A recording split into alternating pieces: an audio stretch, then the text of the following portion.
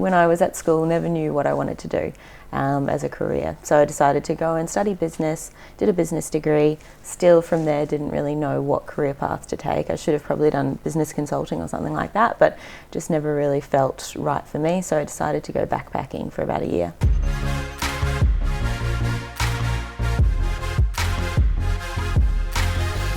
Backpacked through Central and South America, ended up in Colombia, spent about 4 months there working in a bar with a friend, which was an incredibly fun experience, I'm sure you can imagine.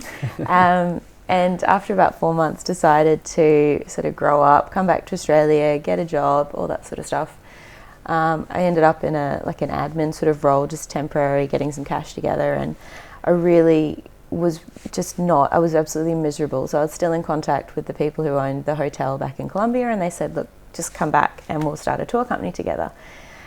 So, within a week I was on the next plane back to Bogota and setting up this company. So that, was from registration of the business to building the website to social media, all that sort of stuff. I guess the business partner I had was, he had a really strong background in digital and video and animation, all that sort of stuff. Mm-hmm. So that's where I learned about digital, and I guess I got my passion for it.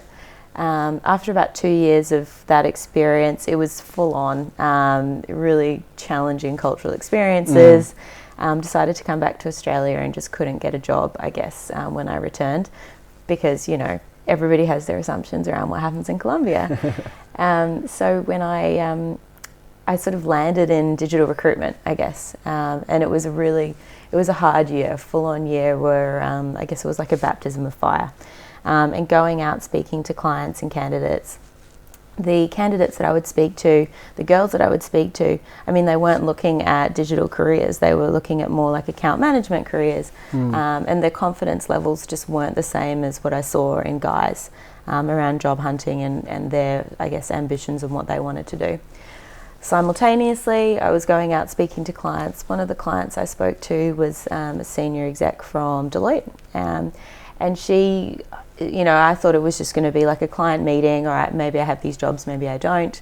It turned out to be more of like an informal mentoring session, and she invited me to catch up a couple more times over coffee. And for me, like at that stage where I was in my career, I was quite frustrated to have somebody at her level take an interest in what I was doing, help me with introductions, and think about where I was going with my future. I found that to be a life-changing experience. And so that is something that I was so moved by. I wanted to offer to other young women, especially the ones that I'd seen in the job interviews that I'd been organising, that they sort of needed that mentoring relationship. And I guess, a lot of people, myself included, would think mentoring is really only for sports stars or senior executives. And I realised it's for everyone. Like everybody can have a mentor. So the Women in Digital Network started as a mentoring program, and I guess it's just kind of evolved from there.